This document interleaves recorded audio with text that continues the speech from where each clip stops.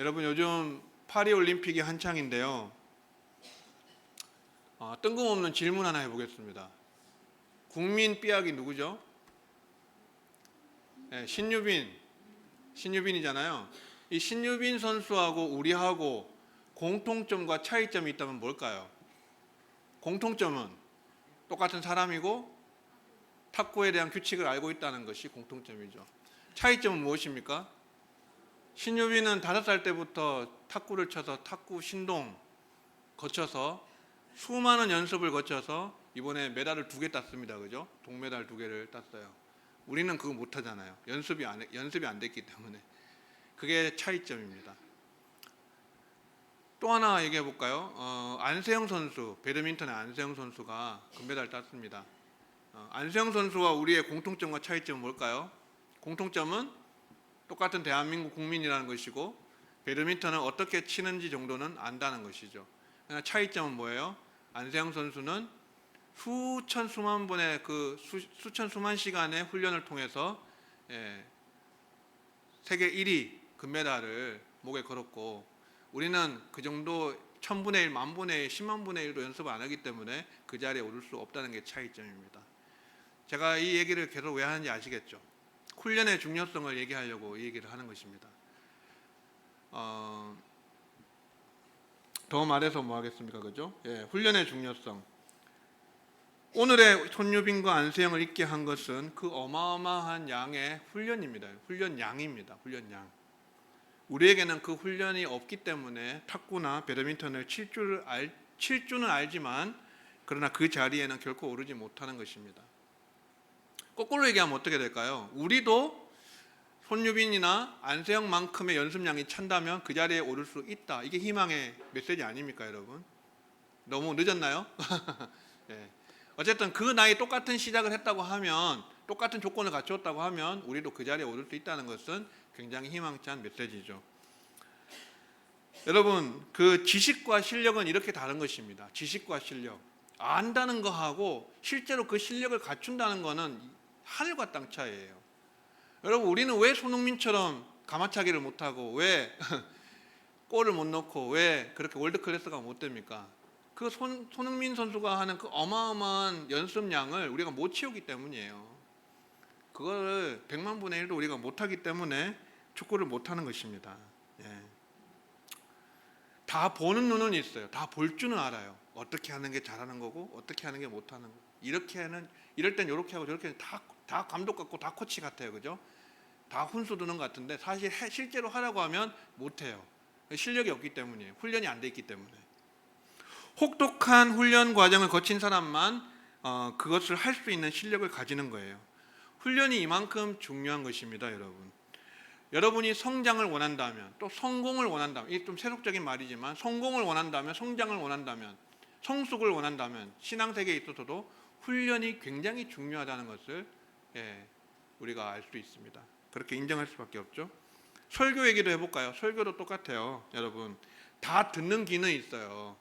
지금 목사님이 가슴으로 설교하는지 지식적으로 설교하는지 얼마나 준비했는지 얼마나 무릎 꿇고 기도했는지 그거 다 평가하실 수 있잖아요.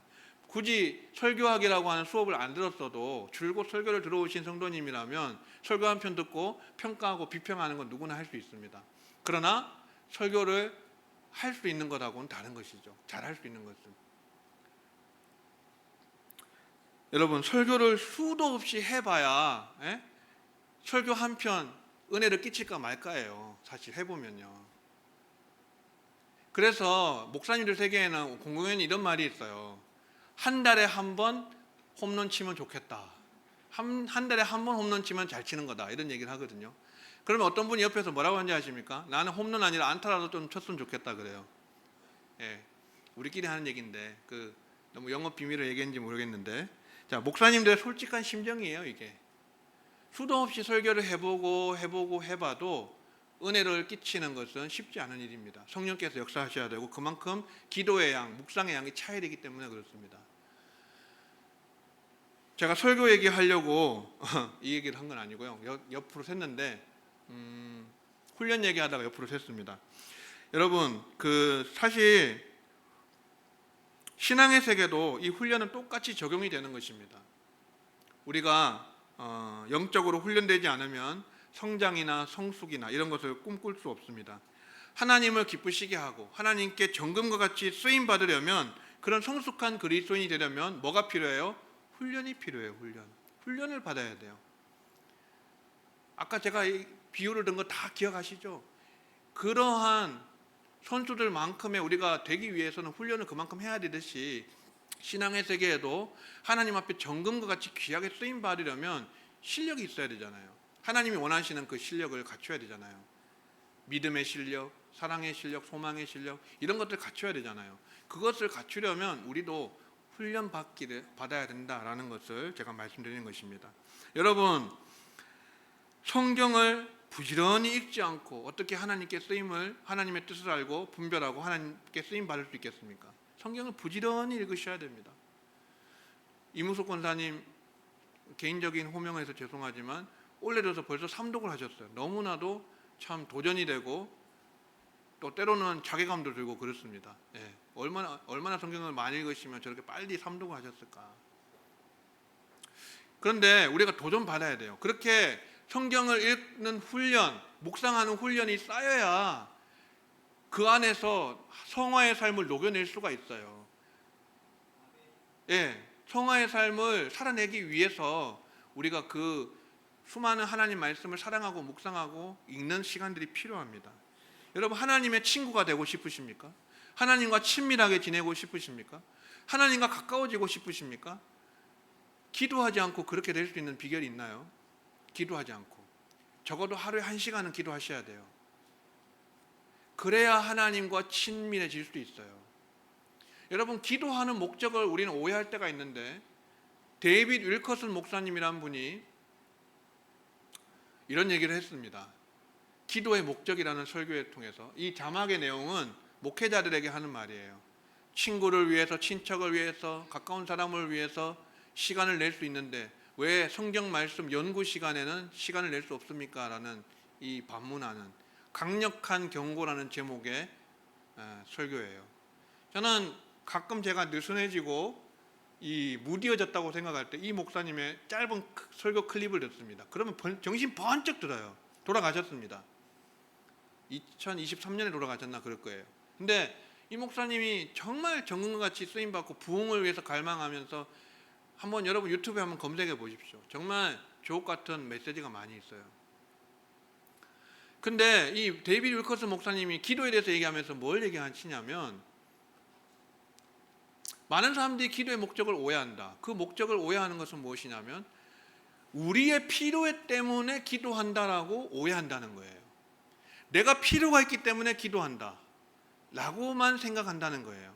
그러니까 뭐예요? 기도는 결국 한낱 하나님께 내 문제 해결받고 내가 필요로 하는 것을 공급받기 위해서 기도한다는 거예요.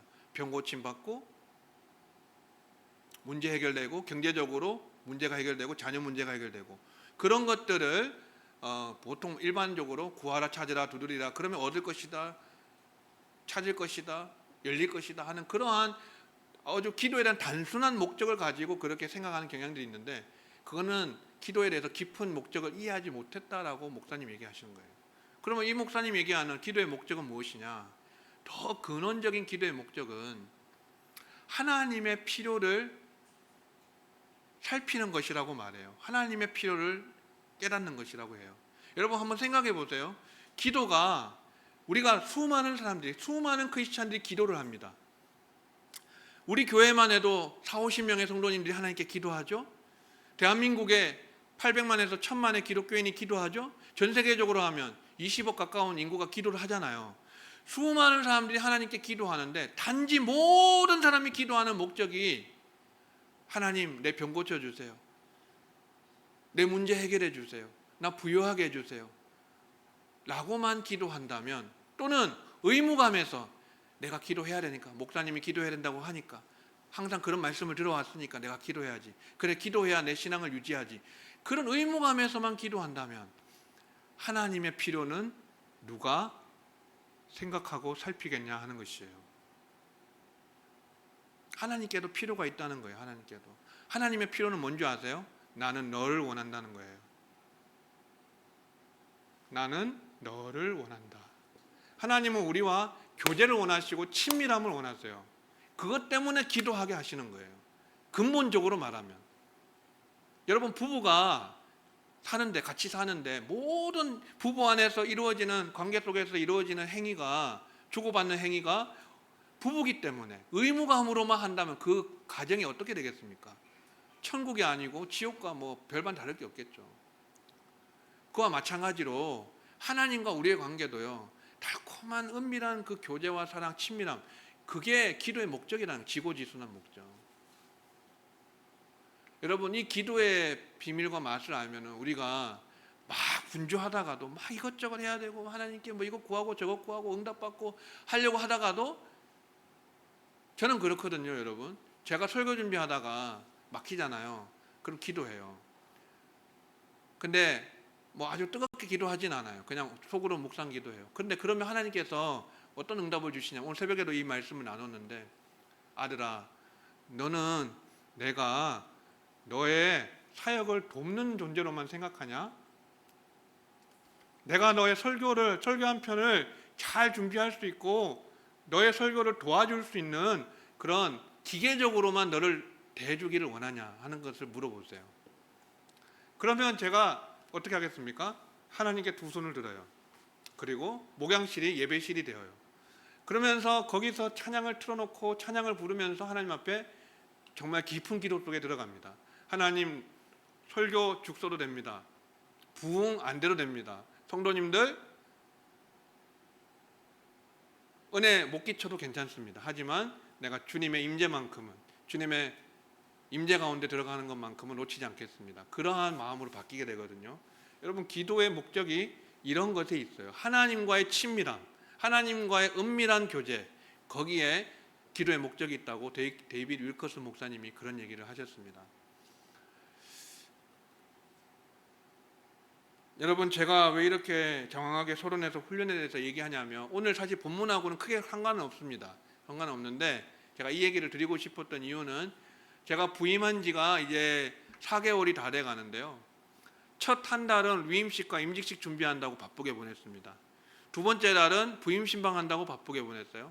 세 번째 달은 여름 성경학교와 수련회 준비한다고 바쁘게 보냈습니다. 네 번째 달, 이번 달은 그냥 조금 쉬어가면서 준비를 하고 있습니다. 다음 스텝에 대해서 준비를 하고 있습니다. 근데 다음 달이 되면요, 정말 이제는 제대로 달리려고 해요. 저는 정말 훈련을 위해서 달리려고 해요. 훈련을 위해서. 몰라요. 저도 이렇게 말하면 자신은 없는데요, 해야 된다는 부담감을 느껴요. 하나님이 그런 마음의 감동을 줘요. 성도님들의 영적 근육을 튼튼하게 만들어 드려라 하는 그런 감동을 주세요. 그래서 저도 훈련이 부족하고 훈련이 필요한 사람이고 여러분들도 훈련이 필요한 분들인데, 같이 우리가 훈련 받자는 거예요. 하나님께, 성령님께 같이 훈련을 받아서 우리 9월부터 하반기 동안은 한 3개월 정도는 하여튼 우리 중직 또 리더 훈련, 또는 우리 또 시간이 되시는 분들은 또 주중에 하루 정도 모여서 같이 훈련의 시간을 가지고 제자 훈련을 좀 시작을 하려고 합니다. 제가 이 얘기를 하려고 이 장황한 훈련에 대한 이야기를 한 것입니다. 여러분, 기대되지 않습니까? 아멘? 기대 저만 되는 건가요? 예. 우리가 한 단계 더 있어요. 더 있어요. 한 끝이 더 있어요. 근데 우리가 거기까지 가려면 훈련을 받아야 돼요. 예. 큰 교회로 가고 뭐 대구 동신교회 같은 훈련이 잘 돼 있는 교회 있잖아요. 시스템이 잘 돼 있는 교회. 그런 교회로 사람들이 왜 가려고 할까요? 나쁘게만 볼 수는 없어요. 그것을 비판만 할 수 없어요. 왜 그런지 아세요? 사람들은 누구나 교회를 선택할 때 내가 내 영혼을 이 교회에 맡길 수 있느냐, 이 담임 목사에게, 이 교육자들에게 맡길 수 있느냐를 따져봐요. 나를 제대로 훈련시켜서 하나님의 일꾼, 제자 만들어줄 수 있느냐 하는 것에 대해서 따져본다니까요. 그래서 큰 교회로 가는 겁니다. 사실은 작은 교회의 장점도 있지만 큰 교회를 찾는 이유는 그런 많은 교육자들, 잘 돼 있는 시스템, 훈련, 이런 것들이 필요하기 때문에 가는 사람들이 많이 있어요. 우리 교회가 작다고 그런 훈련이 없다고 한다면 안 되겠죠. 이제 우리가 다음 세대, 우리 전사님이 아까도 가보니까 우리 중고등부실에, 소예배실에, 이제 소예배실이라고 불러주세요. 소예배실에 우리 청소년들이 다 왔더라고요. 다 와가지고 또 예배를 드리고 있어요. 너무 감사했어요. 우리 어린이 예배도 다시 살아났죠. 오늘은 어린이 3명이나 더 왔죠. 네. 또 중고등부 청소년 아이들도 다 왔죠. 오늘은 청년들도 와가지고 탁구도 복식으로 한 게임 쳤죠. 오늘 정말 저는 밥을 하루 종일 안 먹어도 배가 부른 날입니다. 사실은요. 우리 박수로 하나님께 영광 돌릴까요? 네. 네. 그런데 여기에 한 끝이 더 있어야 돼요. 한 단계 더 나아가야 돼요. 뭐가 필요합니까? 훈련이 필요해요. 훈련.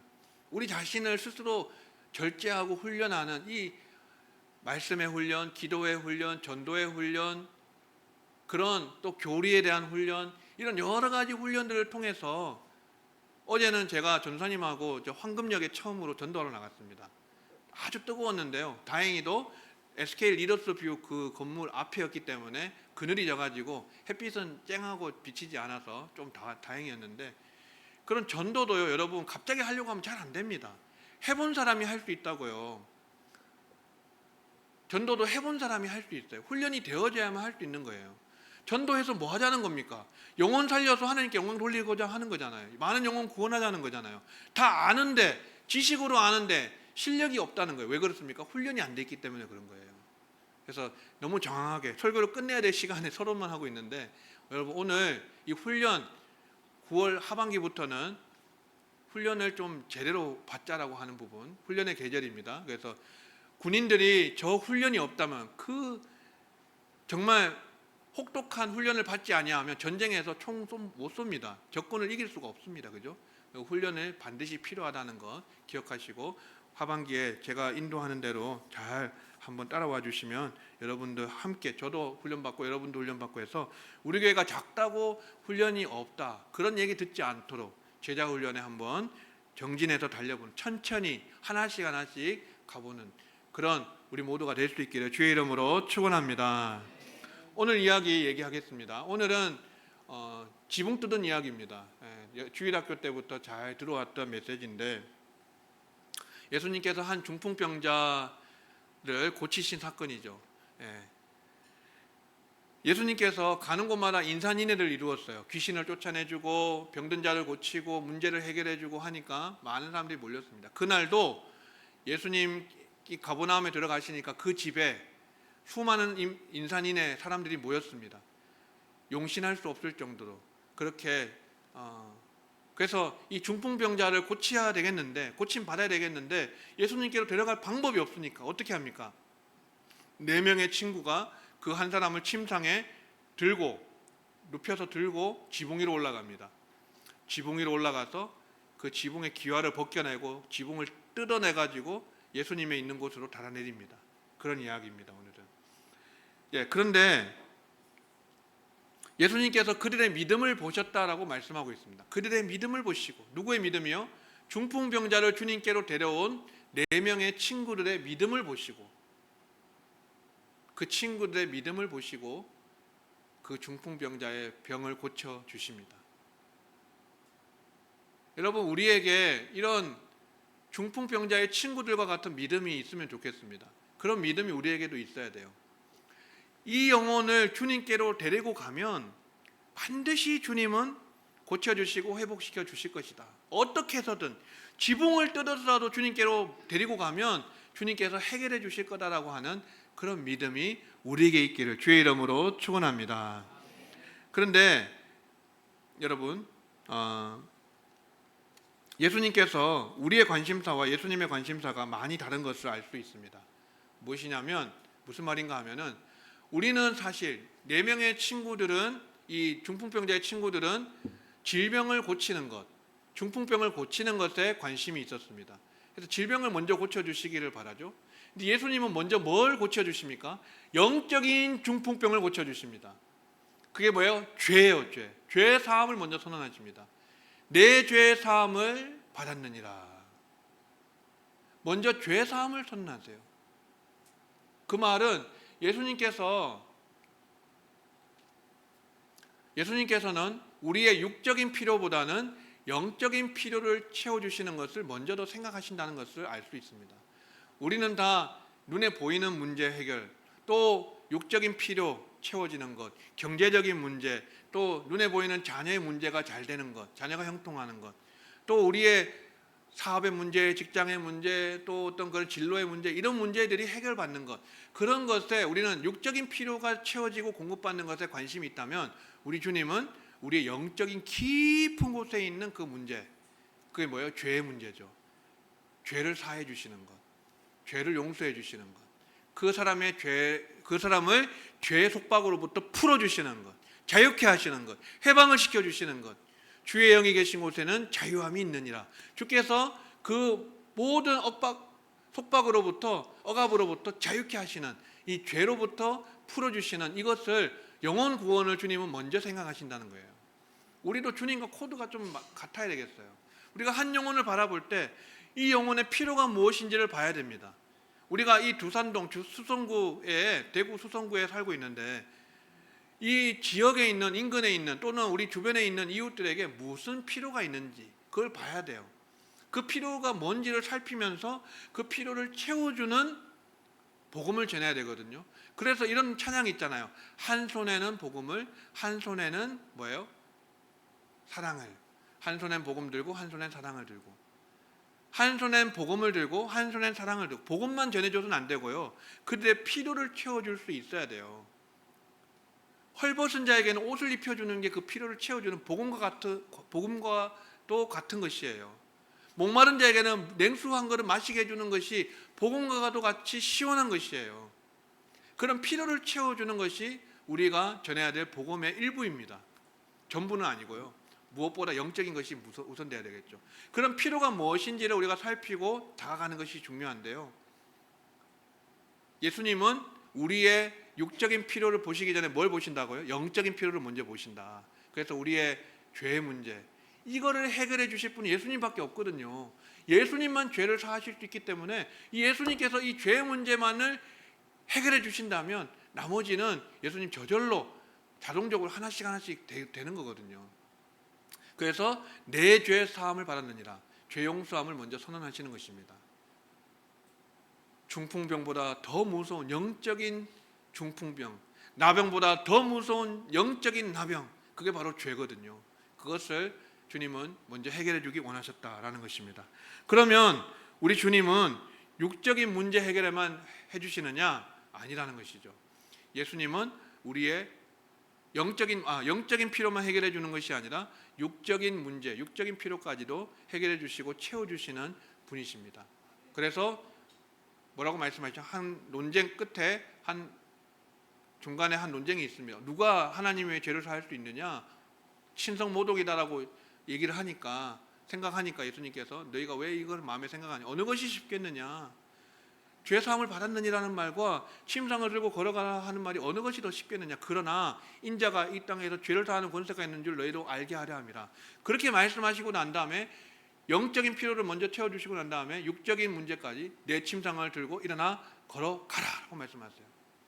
그래서 이 사람이 병까지 치료받고, 먼저는 죄 용서함을 받고 그리고 구원을 받았습니다. 영적인 문제가 해결되고 영혼의 구원의 문제가 해결되었습니다.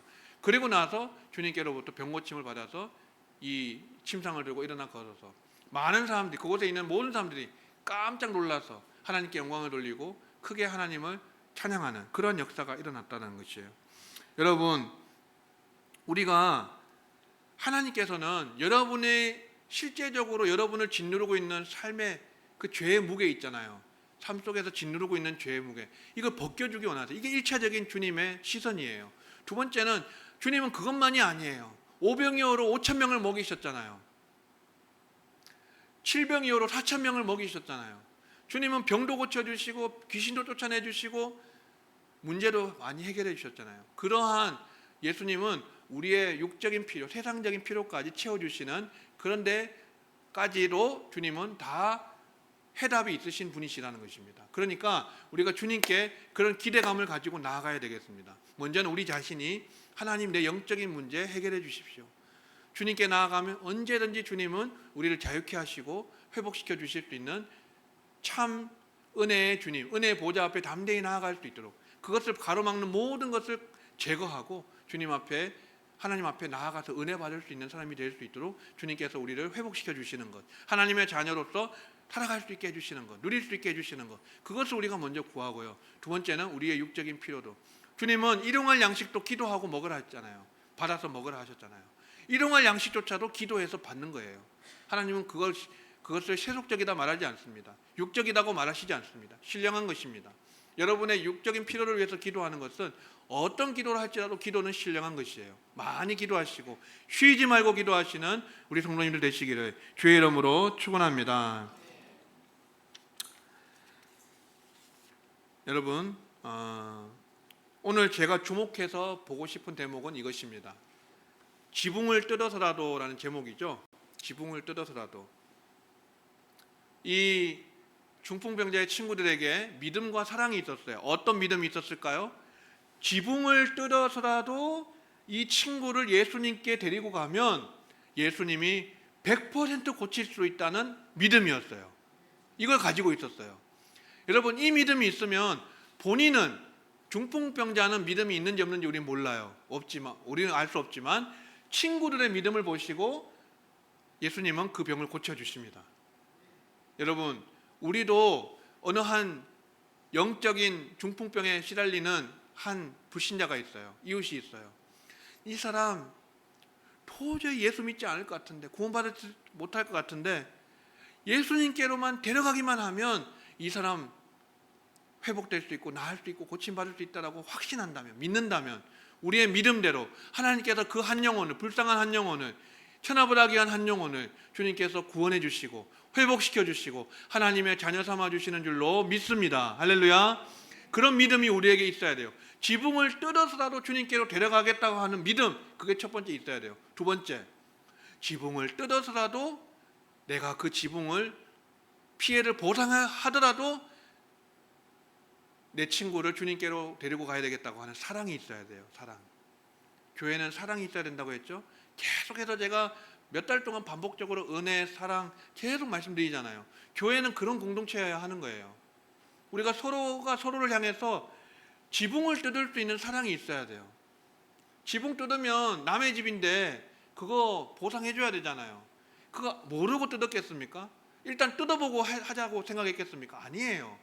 그거 뜯어서 내가 다 보상해 준다 할지라도 친구들은 그런 마음이었을 거예요. 이 친구가 예수님께로만 갔으면 좋겠다. 그 마음으로 지붕을 뜯은 거예요. 그렇게 했을 때 주님께서 그들의 믿음과 사랑을 보시고 어떻게 해요? 중풍병자를 고쳐주신 것입니다. 할렐루야. 여러분, 우리가 교회가요, 건물이 있다고 다 교회가 아닙니다. 사람이 많이 모인다고 다 교회가 아니에요. 십자가 높이 달았다고 다 교회가 아니에요. 헌금이 많이 나오고 많은 사람이 모였다고 교회가 아닙니다. 뭐가 교회입니까? 무엇이 교회예요? 오전에 말씀드린 것처럼 복음이 있고 사랑이 있고 은혜가 있어야 그게 참된 교회예요. 오늘은 오후에 시는 이 사랑을 얘기하고 있는 거예요. 사랑. 우리가 서로가 서로를 향한 지붕을 뜯을 만큼의 사랑이 없다면 그게 무슨 사랑이라고 할 수 있어요? 안 그렇습니까? 내 주머니에서 털어가지고 아이들 과자라도 아이들 간식이라도 하나 사줄 수 있는 그런 사랑이 없다면 우리가 아이들 사랑한다고 어떻게 부끄러워서 말하겠습니까? 안 그렇습니까? 그런 지붕을 뜯는 사랑이 우리에게 있어야 됩니다. 여러분, 만약에 우리가 이웃을 사랑한다고 하지만, 형제 자매를 사랑한다고 하지만 지붕을 뜯을 수 있을 만큼의 용기와 사랑이 없다면 한번 다시 재고해 봐야 돼요. 내가 정말 사랑하고 있는 거 맞는가? 내가 정말 사랑이 있는 사람이 맞는가? 다시 한번 생각해 보셔야 돼요. 예. 제가 한 선교사님, 아마존에서 그 사역하시는 한 선교사님의 간증, 참회와 같은 간증, 참회가 아니고 참회와 같은 간증을 듣고서 아주 가슴 뭉클한 적이 있습니다.